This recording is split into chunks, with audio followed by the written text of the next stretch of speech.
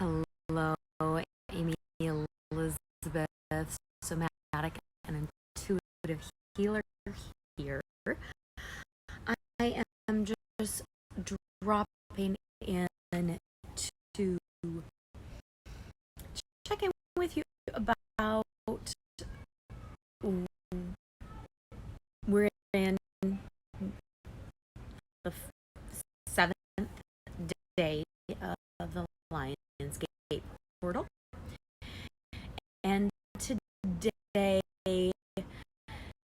Igniter Rabble Rouser Mars bursts in to bust through the energy wave that is the Uranus North Node Conjunction.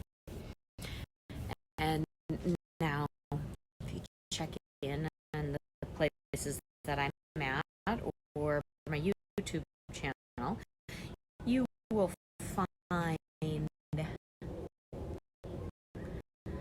that I already spoke about this, and I kind of screwed up just a little bit, but we'll get there. My numbers dyslexia got me. There is this wave that is happening right now, and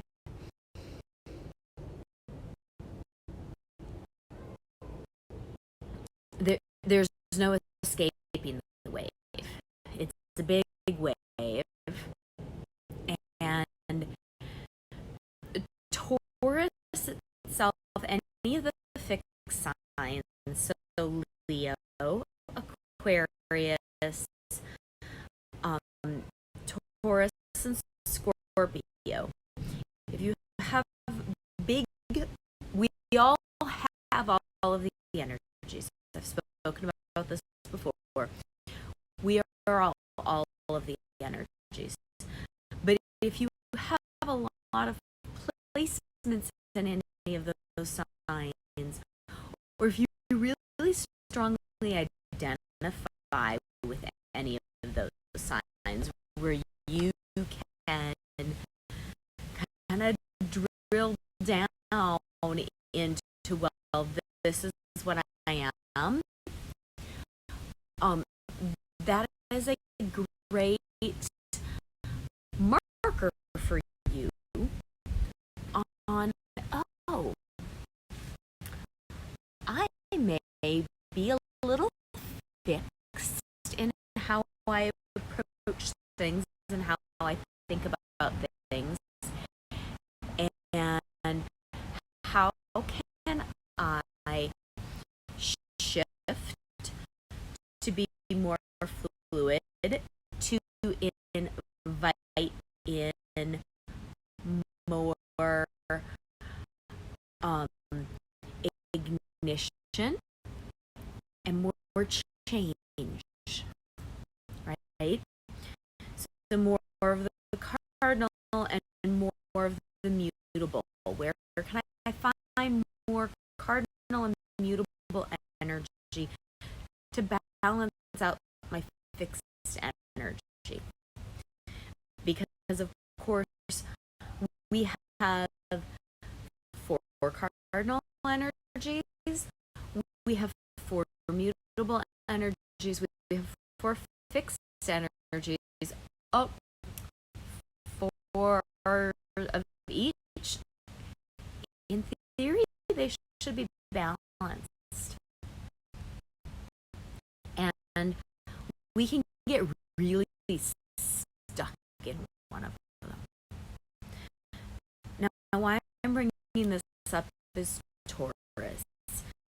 Taurus can have this oxen in a yoke, taking one step at a time, and I want everybody to be yoked with me, to be moving at my speed. It can, it doesn't mean it does.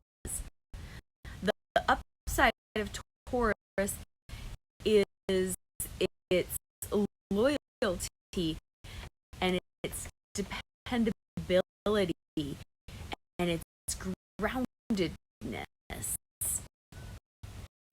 And with this Uranus energy hanging out there in Taurus,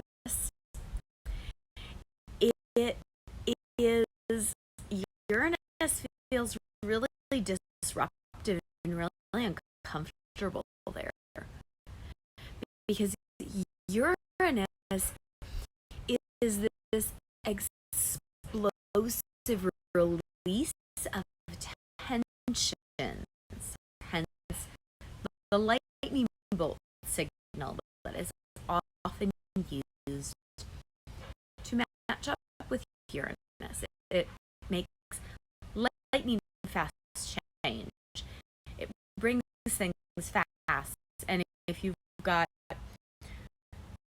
fixed Taurus, and you know, how many times does that oxen need to be hit by the lightning bolt to change? So Uranus is also our genius and our sense of rebellion, which was fun because I just watched a preview for the new Andor TV series that's coming out. Now, the North Node is our destiny. The North Node is this call. So we have this energy wave right now. All of us collectively are in it. That is calling us towards our destiny.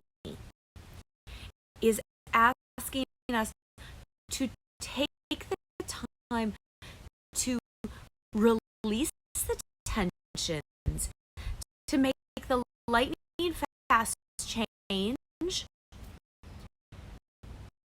to move towards what we don't know, and to move towards what is going to likely make us really uncomfortable.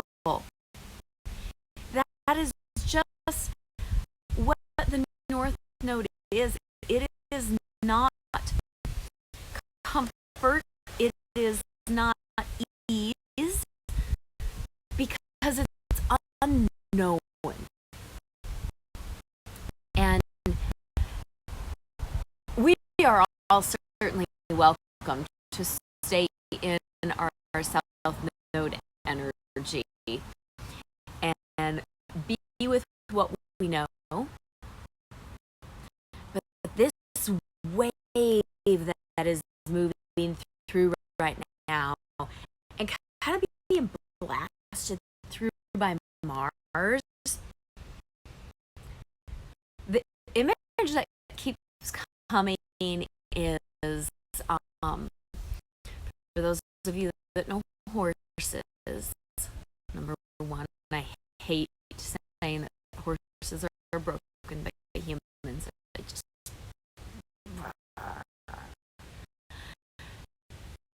and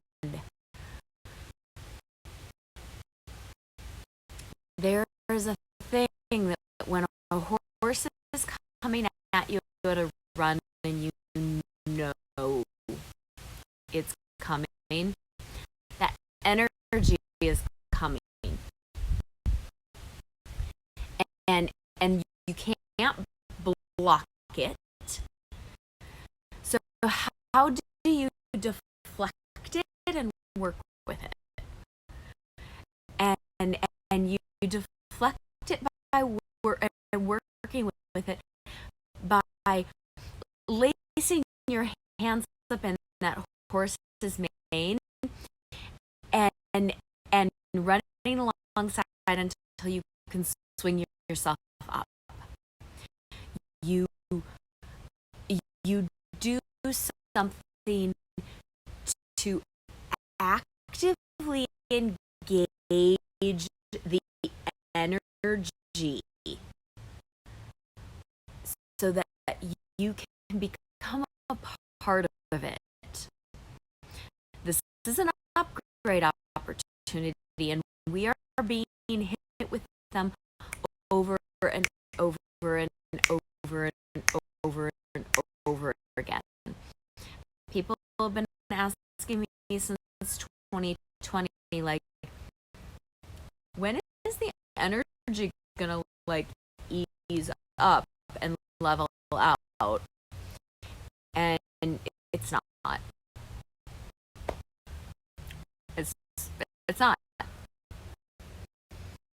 We're in a period of upgrade. We're in a period of changing of the astrological ages, and that's just like the smallest of the cycles that we're in, that happen to all conveniently be colliding right now for those of us here on Earth School. And Earth School is tough. I get it. And oftentimes we want to help others. We want to put on other people's oxygen masks before we put on ourselves, which brings me to my little Star Wars piece that I've really been feeling, hence the Andor reference.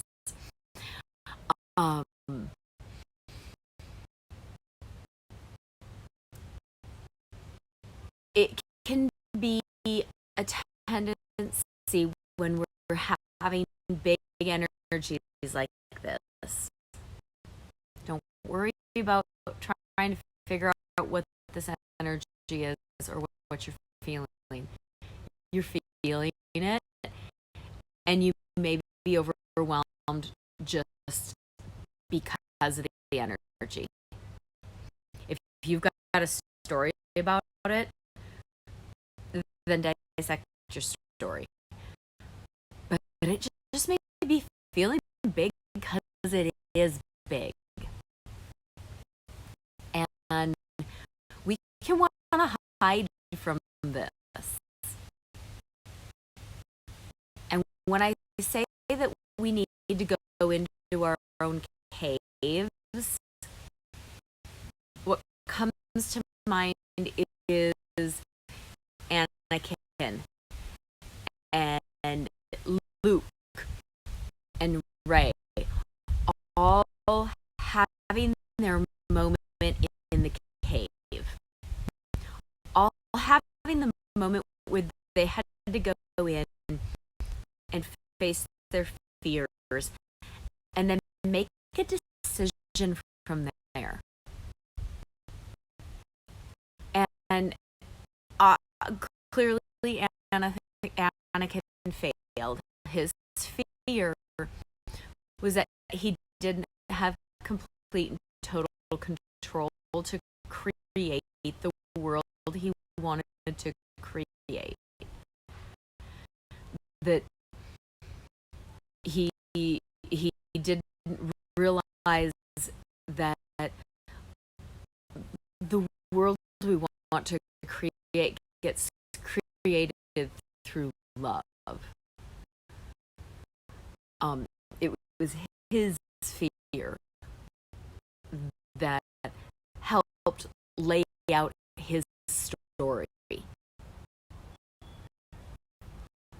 And Luke went into the cave, and he ran up against the fact that Darth Vader exists inside of himself, that he has a shadow self, and he chose not to listen to the wisdom of Yoda, who said, "You're really not going to need your weapons in there. You're not going to need it, because this is is an emotional learning. This is a psychological learning. This is about how well we can meet our shadow. And Ray also went into the cave, and all of these caves, whether it was Anakin descending into the fire cave, or Luke going into the cave of on Dagobah, or Ray falling into this beautiful, salty, seaweedy hole on the Jedi Island. This is going into the mother. It's going into the feminine energy to meet your shadow. To meet the thing that you're scared of, which is so often why the feminine energy gets pushed away, because she's gonna bring all of the things. She is the dark, and Ray was able to pass her first test in the cave, in which she had to deal with her fear of who am I. So it's going in there and meeting ourselves and not being reactive, of not doubling down and pushing back. And Ray also passed her second test in the cave when she met her shadow self. When she met Angry Ray, the red double lightsaber was a badass. So, harnessing this energy is about going into the dark places. Is about accessing who we are, so we can see what we need to release, so we can ride this energy. And it's not that we're not going to get swamped, because that's totally possible. We could get swamped, and that's okay. It's all right to get swamped. It is also really vitally important to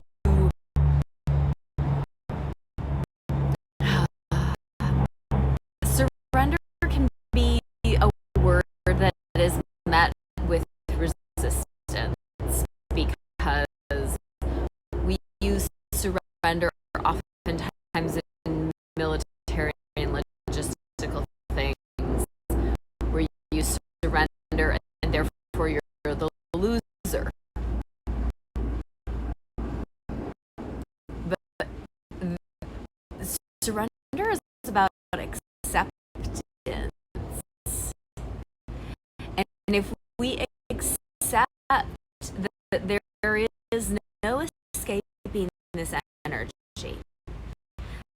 that we are being called to massively upgrade our lives on the earth plane, here in Earth School.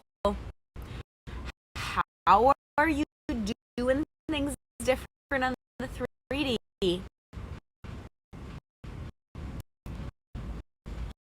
Here in your life, it helps you recognize how you affect and dance with the whole.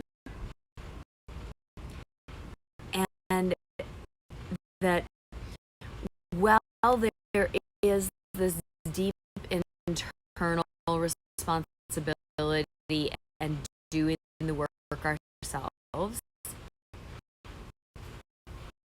there is also a recognition of how we affect the whole.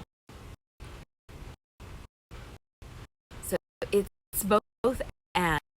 It's not either or. It's dancing in both. And then I also want to address last video.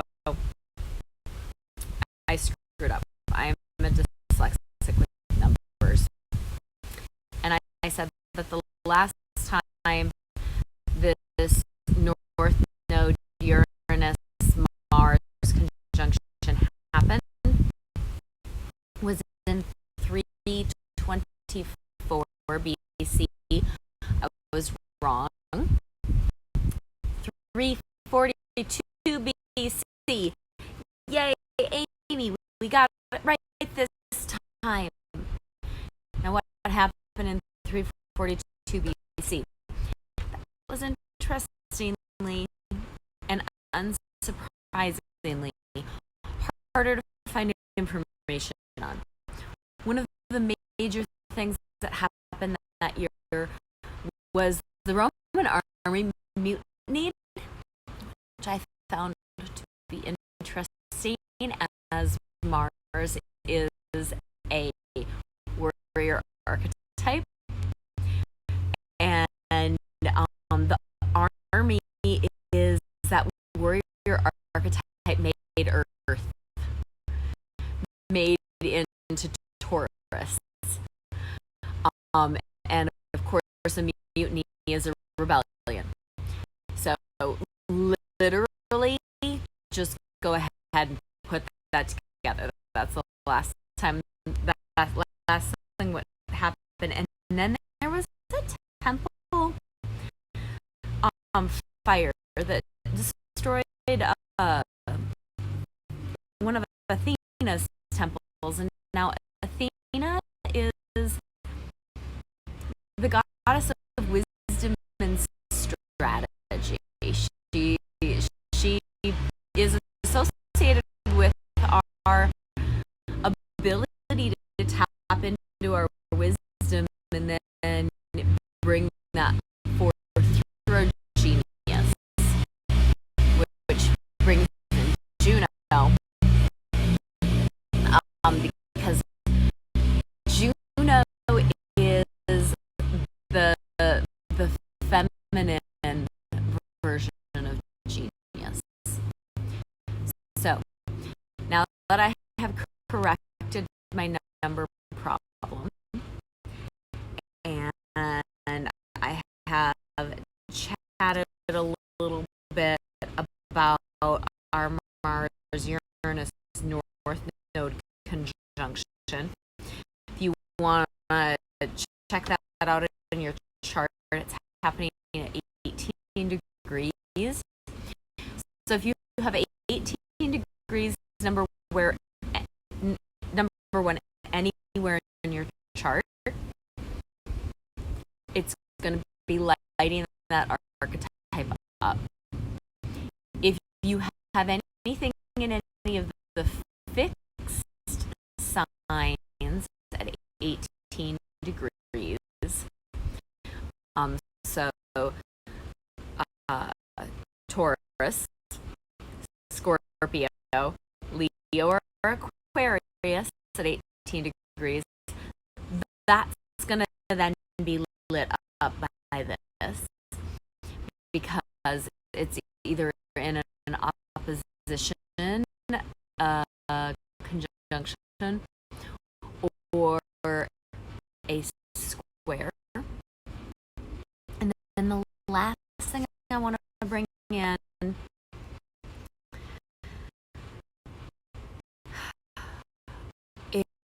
is that the paint, this is a quote from Normandy Elwes. The pain, guilt, and sorrow must remain with the individual. Right? We've got to do our own work. It cannot be projected outward intellectually into lesson. It has to stay in the skin. A contradiction, an embodiment of sorrowful mystery. So, be with what you're feeling.